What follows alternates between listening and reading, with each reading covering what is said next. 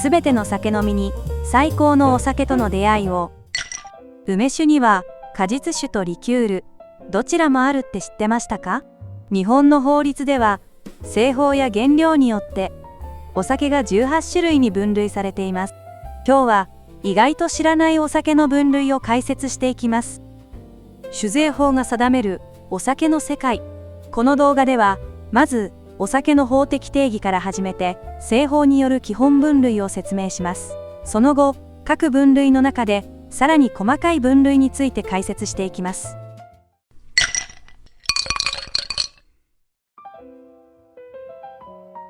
そもそもお酒って何を指しているんだろう。法律上では種類と呼ばれ、酒税法第2条でアルコール分が1度以上の飲料と定義されています。その酒税法ってどんな法律なの？日本の酒税法は種類に課せられる税金を規定するための法律で、種類の製造、販売、流通に関する税制を定めています。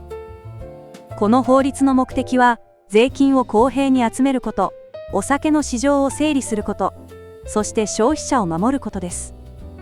明治時代に制定され、以来国の重要な財源確保の手段として機能してきました。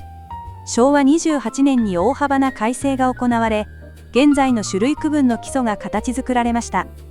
この法律とさらに詳細な事項を定めた酒税法施行令により、日本国内で製造・販売されるお酒の種類はすべて明確に定義されています。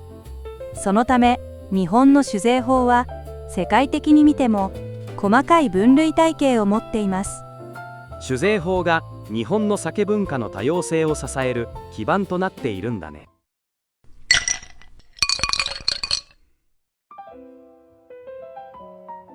じゃあお酒にはどんな種類があるの？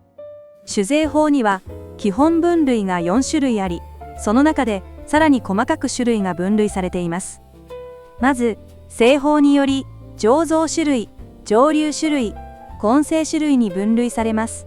さらにそこへ市場の消費対応を考慮して作られた分類である発泡性種類を足して全4つがお酒の基本分類になります。発泡性種類とは炭酸ガスを含有しており、開栓時に炭酸の泡が立つ特徴を持つお酒です。この区分にはビール、発泡酒、その他の発泡性種類が含まれます。醸造種類とは原料に含まれる糖分を酵母によって発酵させて作られるお酒です。この区分には清酒、果実酒、その他の醸造酒が含まれます。蒸留種類とは発酵液を加熱、蒸留して作られるお酒です。この区分には連続式蒸留焼酎、単式蒸留焼酎、ウイスキー、ブランデー、原料用アルコール、スピリッツが含まれます。混成種類とは各種類を混合したり、糖類や香料などを加えたりして作られるお酒です。この区分には合成清酒、みりん、甘味果実酒、リキュール、粉末酒、雑酒が含まれます。お酒の種類って18個もあったんだ。それぞれの定義をもっと詳しく知りたいな。順番に説明していきますね。発泡性種類。1つ目、ビール。酒税法での定義は記載の通りです。麦芽とホップを使っている。麦芽の使用量はホップと水以外の材料の 50% 以上という点がポイントです。2つ目、発泡酒。酒税法での定義は記載の通りです。記載の条件に一致する場合でも他の種類に分類するために除外するものがあります。麦芽を含む麦またはホップを使っているという点がポイントです。3つ目、その他の発泡性種類。酒税法での定義は記載の通りです。記載の条件に一致する場合でも他の種類に分類するために除外するものがあります。条件に一致するものは製法問わずここに分類されます。醸造種類。4つ目、清酒。酒税法での定義は記載の通りです。米、米麹、水を使っている、こしているという点がポイントです。ちなみに、清酒の中でも、原料米に国内産のみを使い、日本国内で製造されたもののみが、日本酒と名乗ることができます。5つ目、果実酒。酒税法での定義は、記載の通りです。果実または、果実と水を使っているという点がポイントです。ブドウから作られるワイン、リンゴを発酵させたシードル、梅を発酵させた梅酒などが、ここに分類されます。6つ目、その他の醸造酒。酒税法での定義は、記載の通りです。記載の条件に一致する場合でも、他の種類に分類するために除外するものがあります。清酒と果実酒に当てはまらない醸造酒がこの分類になると思いきや、そんなことはないです。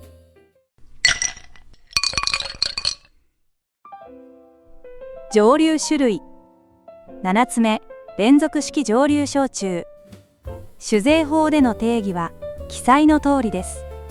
記載の条件に一致する場合でも、他の種類に分類するために除外するものがあります。連続式蒸留機により蒸留という点がポイントです。ちなみに、連続式蒸留焼酎のことを焼酎香類とも呼びます。8つ目、単式蒸留焼酎。酒税法での定義は記載の通りです。記載の条件に一致する場合でも、他の種類に分類するために除外するものがあります。連続式蒸留機以外で蒸留という点がポイントです。ちなみに、単式蒸留焼酎のことを焼酎おつ類や本格焼酎とも呼びます。9つ目、ウイスキー。酒税法での定義は記載の通りです。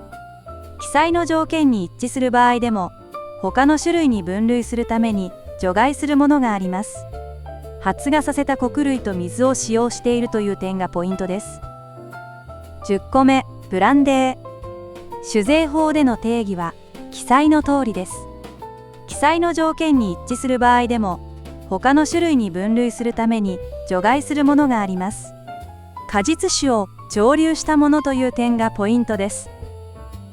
11個目、原料用アルコール。酒税法での定義は記載の通りです。各種種類の原料に使用する純度の高いアルコールです。引用されることは少ないですが、酒類製造における重要な材料です。12個目、スピリッツ。酒税法での定義は記載の通りです。エキス分が2度未満であれば、指定種類に分類されないものは全部スピリッツです。ラム、ジン、ウォッカなどがここに分類されます。混成種類。13個目、合成清酒。酒税法での定義は記載の通りです。焼酎または清酒がベース、清酒に類似するものという点がポイントです。14個目、みりん。酒税法での定義は記載の通りです。もち米と米麹、焼酎または醸造アルコールを原料として作られる調味料ですが、酒税法上はれっきとした種類です。本みりんは酒税が課されますが、塩を加えた塩みりんは飲料ではなくなるため、酒税の対象外となります。15個目、甘味果実酒。酒税法での定義は記載の通りです。果実酒に当てはまらない果実酒、果実と水のいずれかを使っているという点がポイントです。16個目、リキュール。酒税法での定義は記載の通りです。果実や植物、スパイスなどの風味成分を浸出または添加し、さらに糖類を加えて甘味をつけたお酒です。梅やフルーツなどを漬け込んだ自家製果実酒も既存のアルコールに風味をつけているだけなので、酒税法上はリキュールに分類されます。17個目、粉末酒。酒税法での定義は記載の通りです。あまり見る機会はありませんが、製菓用のラム酒パウダーやブランデーパウダーなどがあります。18個目、雑種。酒税法での定義は記載の通りです。以前は第3のビールやマッコリなどが含まれていましたが、法改正により品目が変更になったため、現在はほとんど対象がありません。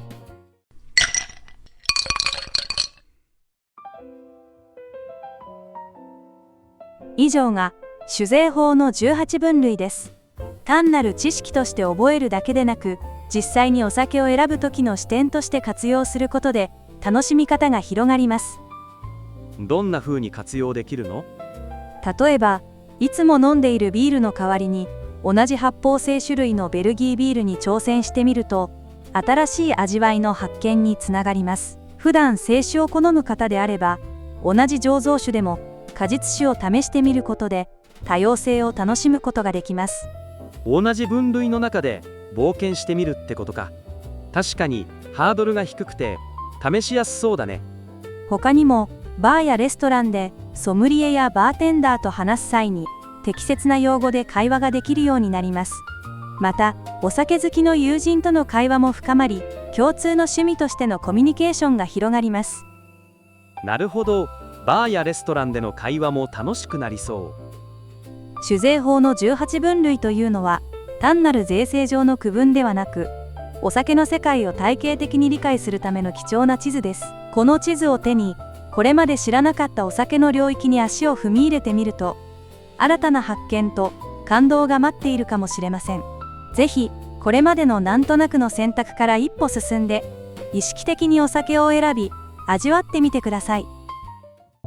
ご視聴ありがとうございました。チャンネル登録、高評価、コメントをお願いします。